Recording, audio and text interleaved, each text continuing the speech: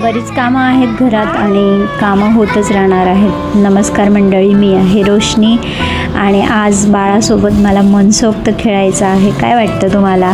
कमेंटमध्ये नक्की सांगा. बाळ मोठं होतं आहे हे आईसाठी खूप महत्त्वाची आणि अविस्मरणीय क्षण असतो.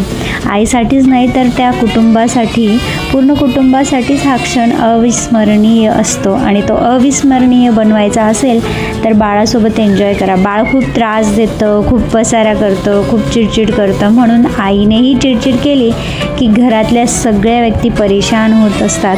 आणि हो, आता विभक्त कुटुंब पद्धतीमुळे किंवा कामामुळे म्हणा आपल्याला वेगळ्या ठिकाणी वेगळ्या शहरात राहावं लागतं. घरातली मोठी मंडळी, आजी आजोबा आपल्यासोबत असतातच असे नाही.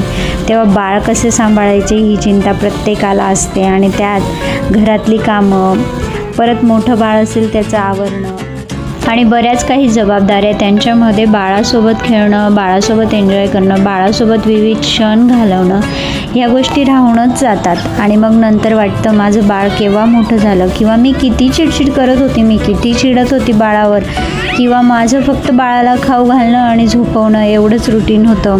घरातली कामं करत मला बाळाचं बालपण जगताच नाही आलं. बाळ असतंच याच्यासाठी हो की पुन्हा बालपण जगून घ्या. बऱ्याच जणींची कंप्लेंट असते की बाळ खूप चिडतं कारण तुम्ही त्याला वेळ देत नाही. करा मग तुम्ही बाळासोबत एन्जॉय.